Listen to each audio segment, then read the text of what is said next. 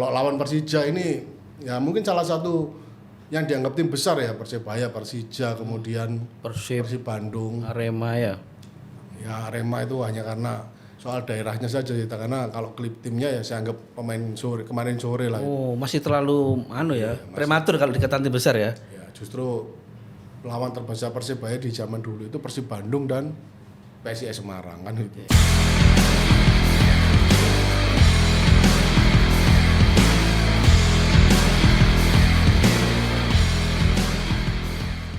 Assalamualaikum sahabat Memorandum TV, jumpa lagi dengan podcast Memorandum TV. Kali ini kita kedatangan tamu yang istimewa. Tamu spesial kita adalah Cak Rossi. Luar biasa, tepuk tangannya dong studio. Wah, meriah ya. Cak Rossi ini adalah salah satu bonek. Dia juga fan berat diehardnya Liverpool. Kalau saya sih Manchester United, tapi gak apa-apa. Gak pernah menang gak apa-apa, sementing guyu. Nah, sahabat Memorandum TV, pekan ini adalah pekan krusial antara dua tim yang mempunyai sejarah tinggi ya dalam sepak bola Indonesia. Persebaya bertemu Persija di GBT. Menurut Cak Rossi, atmosfernya seperti apa nanti di GBT? Monggo Cak Rossi, apa beda dengan atmosfer ketika dulu di Tambak Sari ya, home base-nya Persebaya tahun 80 90-an sampai 2000 awal ya. Gimana Cak Rossi? Saya itu mulai SD. Ya. Itu sudah diajak nonton Persebaya sama bapak saya. Rumah saya di Gembong. Dekat itu ya. Kalau ke Tambak Sari itu cukup jalan 15 menit. Jadi kalau bapak saya nggak ngajak, saya berangkat sendiri dengan teman-teman saya. Berangkat ke stadion sampai ke masuknya ya nunut orang. Ketika Persebaya pindah ke GBT, ya, saya masih sempat mengikuti di awal-awal zaman IPL dan semacamnya pada waktu itu. Kok saya merasa atmosfernya kurang ya.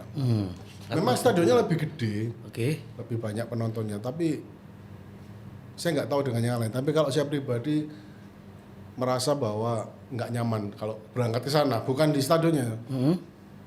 Dulu waktu itu jalannya cuma satu, kecil, kemudian tanah lagi ya, itu yang awal-awal yang membuat malas saya. Mindsetnya males ya.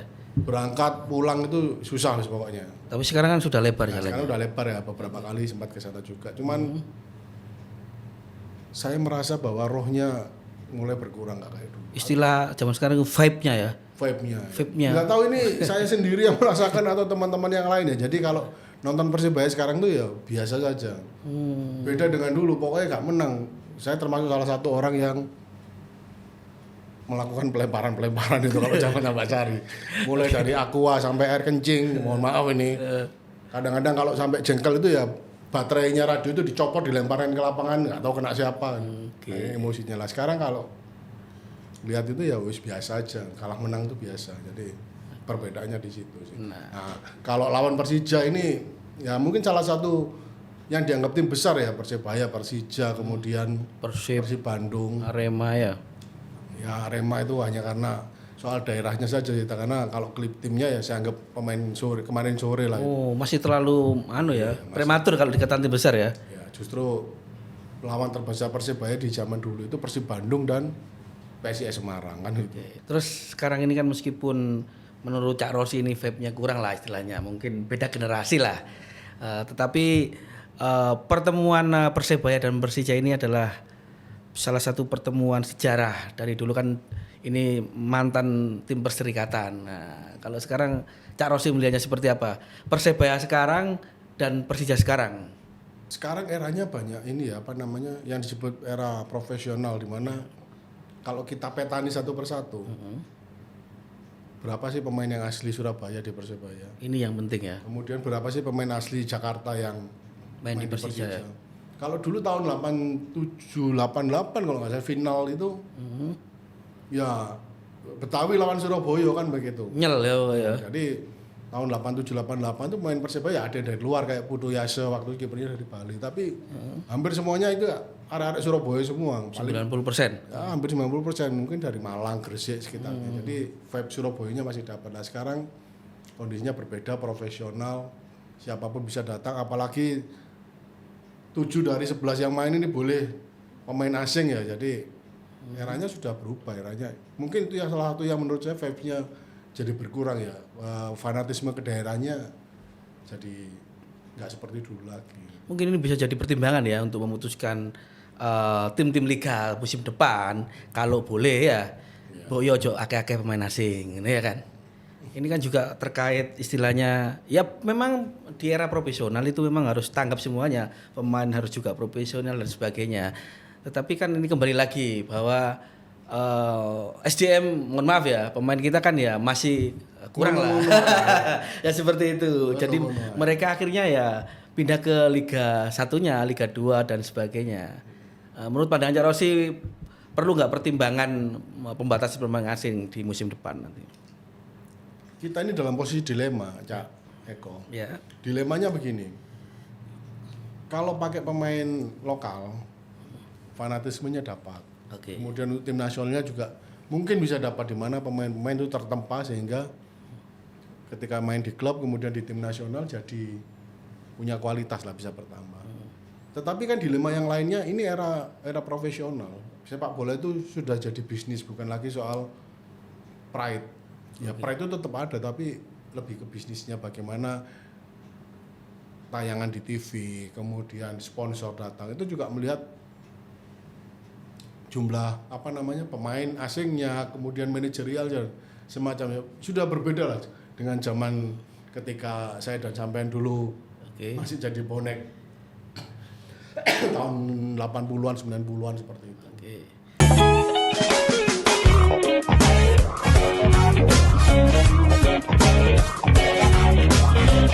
Nah, sahabat Memorandum TV masih bersama dengan Cak Rossi ini, bonek yang nyel istilahnya juga sempat merasakan bagaimana menonton di Tambak Sari yang melempar dan sebagainya, tapi jangan ditiru ya saat ini, dan mungkin nggak akan bisa kalau di Stadion GBT karena pengamanannya sangat ketat dan terlalu jauh. Ya, di parkir aja sudah dilihatin ada gelang nggak, kalau nggak ada gelang ya masuk. Jangan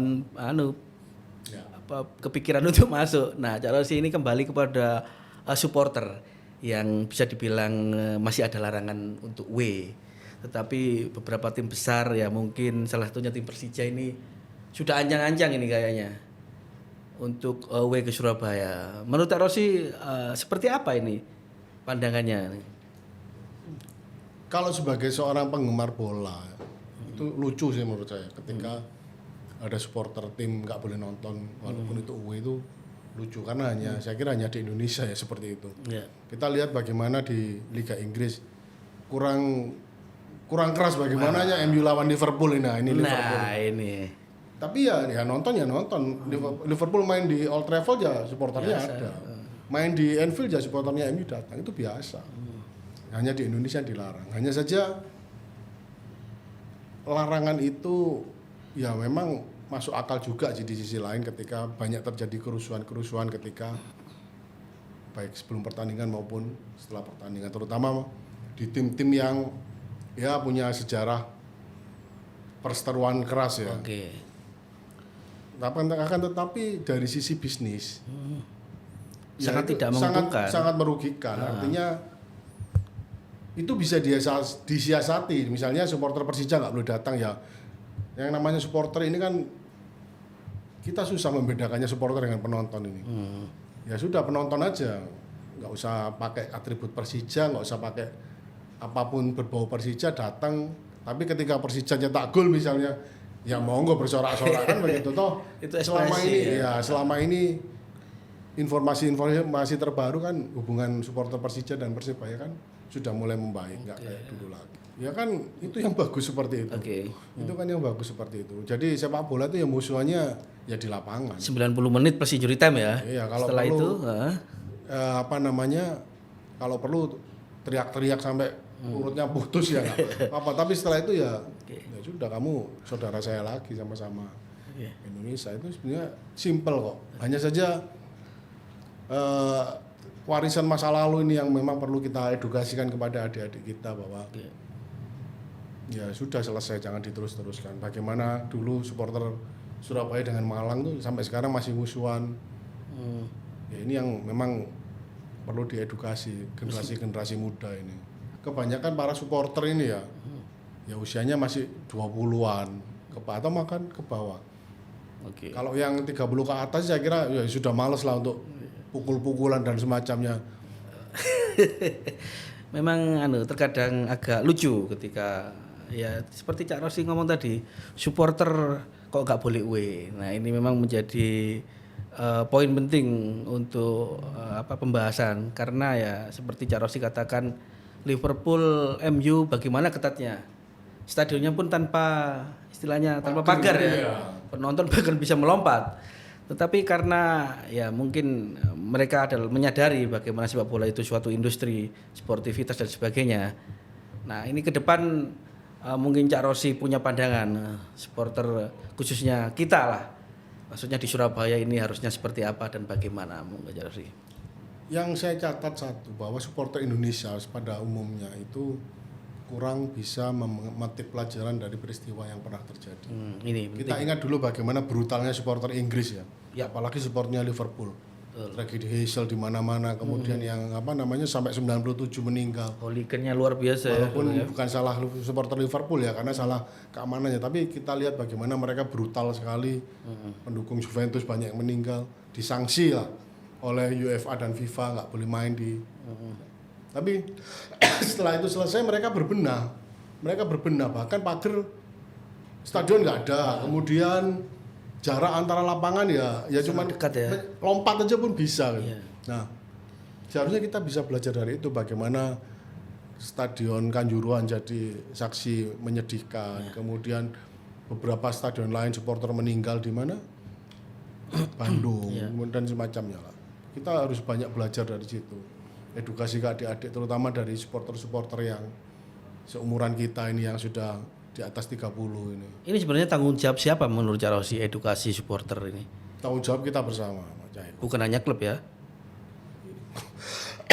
Ya semuanya ya, klub ya, supporter yang senior, termasuk pihak keamanan, pihak dari sekolah, mungkin dari kampus, lingkungan sekitar. Jadi semuanya, tanggung jawab semuanya, karena masalah supporter ini adalah masalah sosial sebetulnya. Oke. Nah, sahabat Memorandum TV, nanti di segmen berikutnya akan ada pembahasan, meskipun nanti istilahnya Persebaya dan Persija ini sudah dalam tanda kutip bersaudara sekarang, tetap dong sebagai tuan rumah harus menang. Nah, seperti apa pandangan Cak Rosi setelah ini?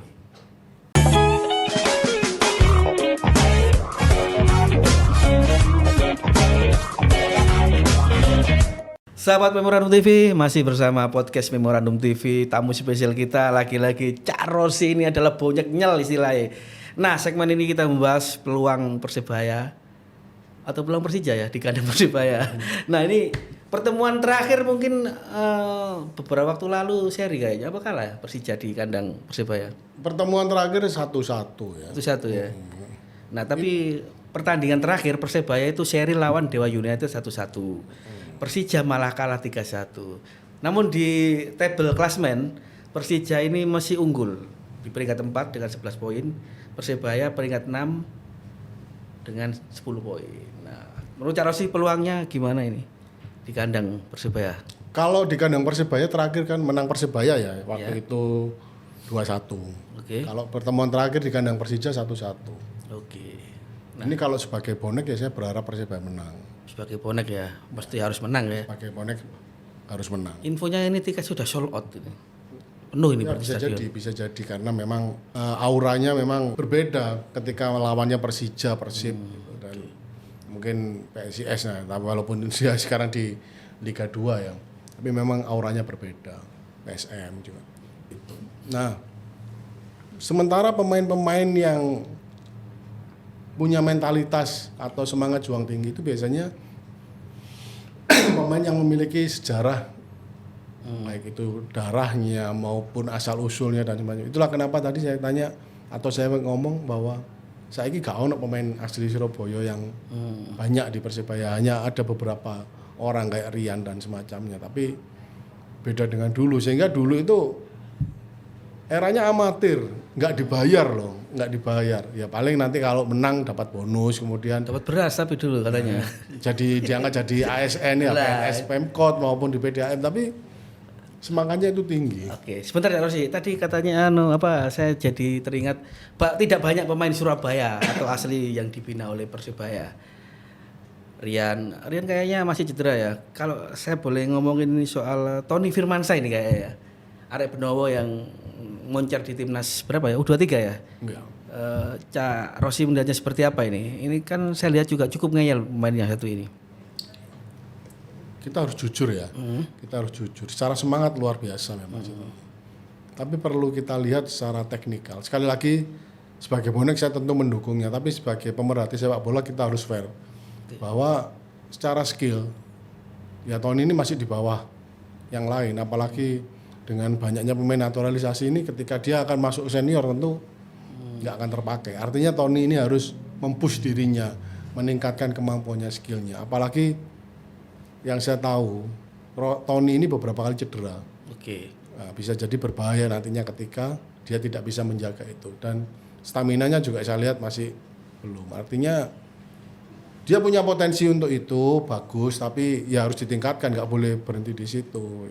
Kalau faktor supporter saya kira ya bonek itu luar biasa, tapi kok ya tetap beberapa kali kalah ya kan begitu. Ya ini yang jadi pertanyaan. Artinya faktor dukungan supporter ini penting, tapi nggak terlalu urgent di saat sepak bola seperti sekarang ini. Bahkan Persib bisa kalah di kandangnya, Persija kalah di kandangnya juga pernah. Apalagi Persebaya beberapa kali kalah.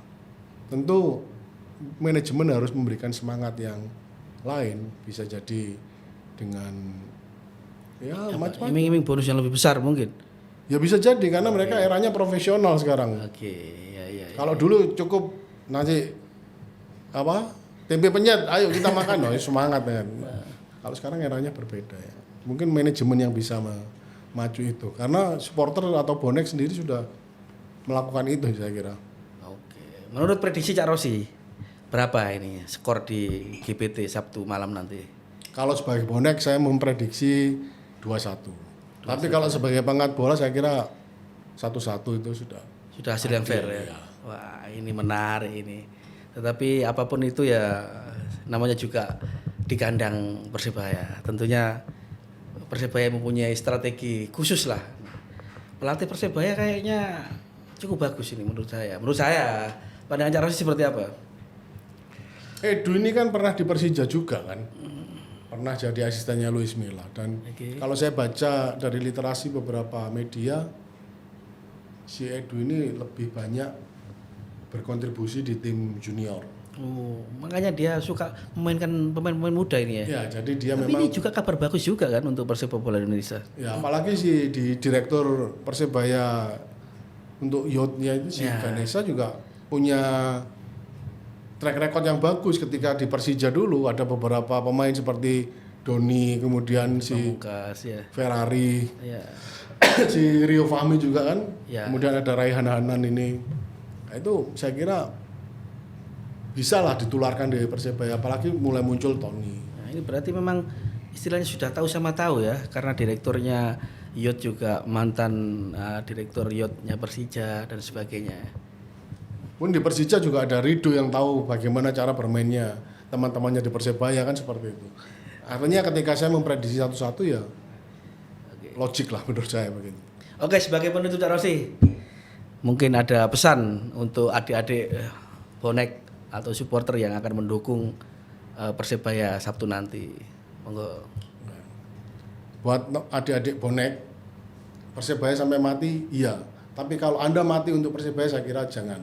Anda bisa berpikir rasional, mendukung tim dengan semangat tinggi, tetapi utamakan keselamatan Anda, utamakan keselamatan saudara Anda, keluarga Anda, dan juga kita sebagai sama-sama bangsa Indonesia jangan mudah terpecah belah, terkotak-kotak oleh yang namanya sepak bola. Karena sepak bola Indonesia, PSSI didirikan itu tujuan utamanya pada tahun 1930 itu adalah mempersatukan rakyat Indonesia, bangsa Indonesia untuk melawan penjajah asing. Jangan sampai dulu Insinyur Soekarno mendirikan PSSI dengan sepak bolanya untuk menyatukan Indonesia, sekarang malah untuk memecah belah Indonesia dengan hal-hal yang menurut saya bersifat konyol seperti itu. Jadi Persebaya tetap. Oke, boleh mendukung tapi jangan sampai blind, artinya istilahnya apa ya? Membuat diri kita celaka. Nah, merugikan diri sendiri dan keluarga. Oke. Dan semoga adik-adik kita nanti itu benar-benar mendukung dengan hati. Istilahnya kalah menang ya itulah sepak bola. Pasti ada kalah menang dan seri. Persija Persebaya boleh bermusuhan di lapangan 90 menit plus injury time, 90 menit plus injury time, tapi setelah itu berteman lagi. Seperti Cak Rossi katakan, sepak bola adalah pemersatu bangsa. Terima kasih Cak Rossi sudah datang di studio podcast Memorandum TV. Semoga podcast kali ini bermanfaat bagi kita semua. Salam sehat, salam Memorandum TV. Wassalamualaikum warahmatullahi wabarakatuh.